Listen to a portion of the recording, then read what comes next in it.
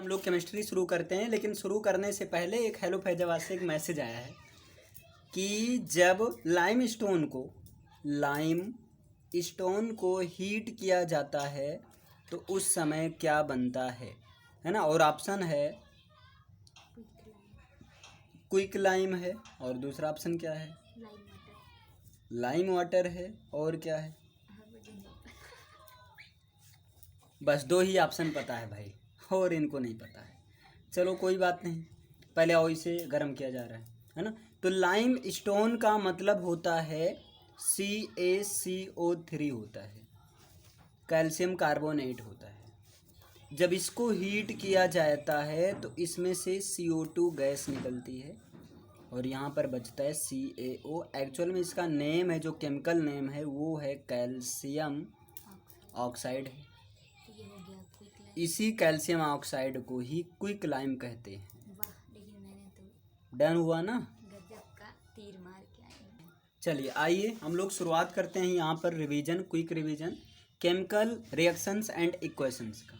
यहाँ पर सबसे पहले दिया गया केमिकल रिएक्शंस होता क्या है। देखिए हम लोग एक बार क्विक रिवीजन करने के बाद इस पर जितने भी ऑब्जेक्टिव टाइप क्वेश्चन बनेंगे उसको भी सॉल्व करेंगे। आइए देखते हैं क्या होता है केमिकल रिएक्शंस। तो यहाँ पर chemical reaction is a change.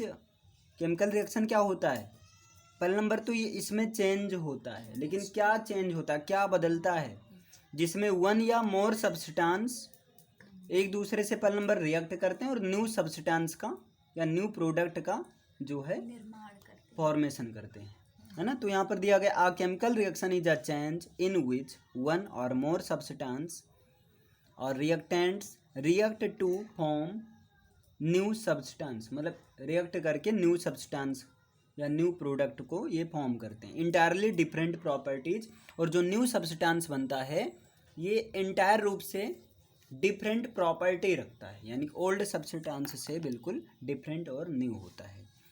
फिर यहाँ पर reacting species are known as reactants, है ना।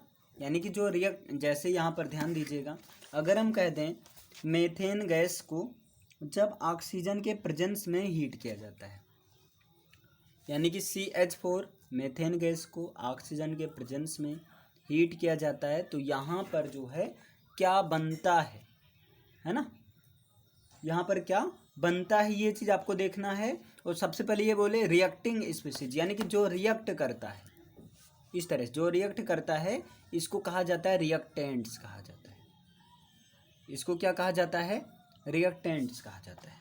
डन है ना, इतना क्लियर हुआ रिएक्टेंट्स। आगे दिया गया substance date undergo chemical change in the chemical reaction, और जब ये रिएक्ट करता है तो यहाँ से ये बनता है कार्बन डाइऑक्साइड का फॉर्मेशन होता है और इसके साथ में वाटर भी फॉर्म होता है ना। क्लियर है ना, ये चीज़ आपका बनता है। अब वाटर यहाँ H कितनी टाइम है, 4 टाइम, बैलेंस करने के लिए 2 किया गया, तो O जो है यहाँ 2 यहाँ 2, 4 टाइम हो गए, यानी कि यहाँ 2 लगा दिया गया। तो ये चीज़, और हाँ जो न्यू सब्सटेंस बनता है उस न्यू सब्सटेंस को प्रोडक्ट कहा जाता है। उस न्यू सब्सटेंस को क्या कहा जाता है, प्रोडक्ट कहा जाता है। और इस पूरे के पूरे इक्वेशन को कह दिया जाता है केमिकल इक्वेशन कहा जाता है।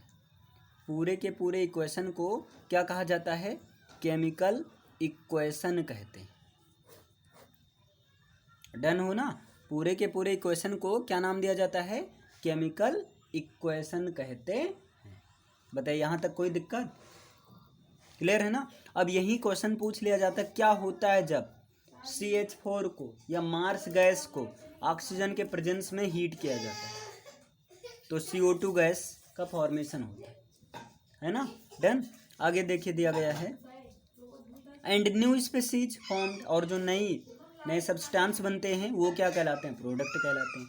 अब chemical reaction can be identified इधर, केमिकल रिएक्शन आइडेंटिफाई किया जा सकता है या तो उसके स्टेट या कलर में चेंज होगा, या जो इवोल्यूशन ऑफ गैसों का वहाँ एक इवोल्यूशन होता है ना, या जो फॉर्मेशन ऑफ प्रेसिपिटेट का फॉर्मेशन होता है वहाँ पर।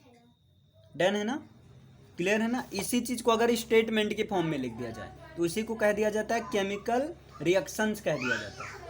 और जब इस तरह से उसको सिम्बलाइज कर दो तो इसी को क्या कहा जाता है, केमिकल इक्वेशन कहा जाता है। डन है ना।